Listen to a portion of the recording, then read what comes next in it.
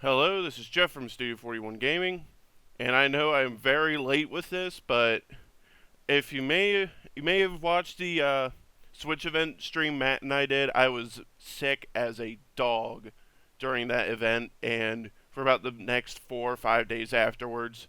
So this has been a video that's been a long time in the making, and I also waited a little bit just to see if there's some new details. But these are my thoughts. A much more concise video than the Switch event on the Nintendo Switch. So big one, price point, $300. I am totally fine with this. I was really hoping that would have been 250, but 300, I got no problems with this. I'm all in. 350, if it had been 350, I would have been, oh, we might not be friends, but I'm still gonna have to pull the trigger. But 300, I'm good. The battery life.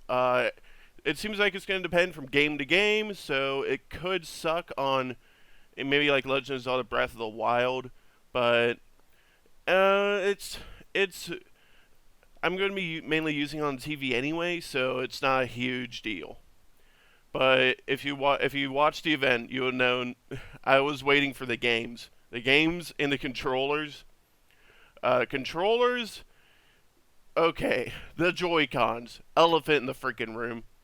I am 6'5", maybe 6'6". I haven't actually gotten an official measurement in a while, but I am a really big person. I have really big hands. The Joy-Con is the Joy-Con is going to be a flat freaking joke in my hands. Okay, I hate the DualShock 3 controller because my hands like swallow the thing.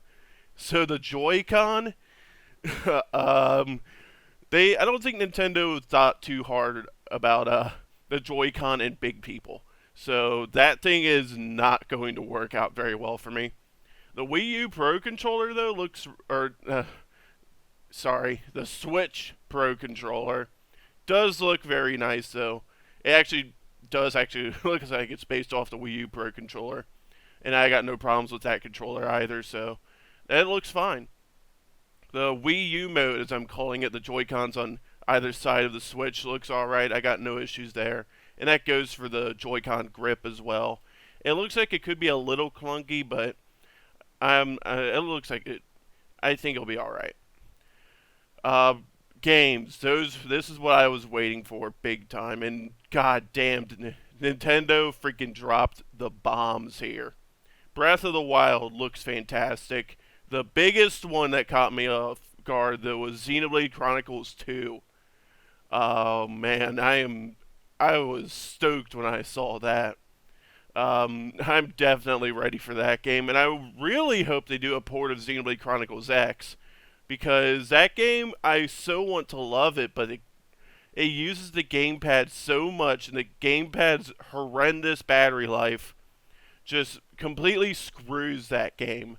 So I really hope they could actually do a port of Xenoblade Chronicles X. Super Mario Odyssey, though, that's the show stealer. I couldn't believe when I saw that game. It looks goddamn amazing. I've never been super hyped over like Mario games, but I'm super hyped over this Mario game. Super Mario Odyssey looks goddamn amazing. Mario Kart 8 Deluxe. Mario Kart 8, I like it, but I was never a huge fan of the drifting in that game. But it might be worth getting Mario Kart 8 Deluxe just because they're actually putting in an old school battle system in it.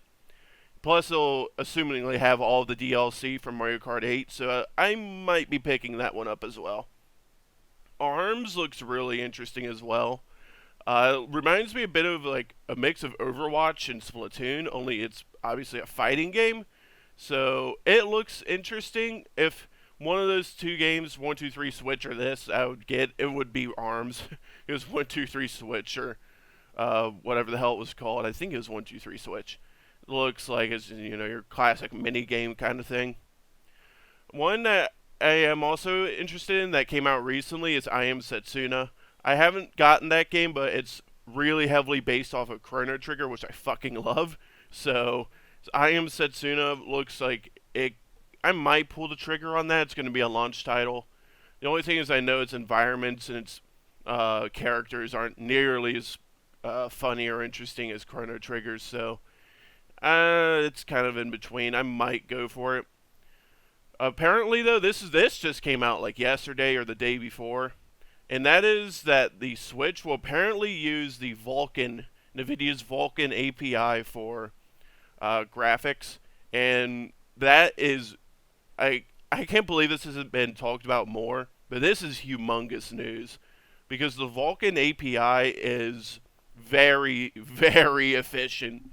If you a game that I play a lot that uses it is Doom 4, and I got like my computer could without the Vulkan API could already hold like 120, 110, 120 FPS, but turning on the Vulkan API, holy mother of God, it literally never drops from 144 FPS at 1080p. This is big news. I mean, I don't know why this isn't being talked about more, but if this thing really does use the Vulkan API for a lot of its games, that's really impressive. And that would be really big for getting third parties onto the Switch. So, in conclusion, yeah, I'm a little bit hyped for this thing. Unfortunately, because I was sick as a freaking dog for like the 4 days after the Switch event, I couldn't pre-order one. So, unfortunately, I have not pre-ordered a Switch yet. I'm praying that it gets reopened for maybe GameStop or Amazon, because if it does, I'm going to be on that shit so quick. But goddamn Nintendo, you are pulling it off right now. I am so freaking hyped for the Switch. Oh, please reopen pre-orders somewhere so I could get one. But this has been my thoughts on the Switch event and this what we've heard so far. Thanks for watching.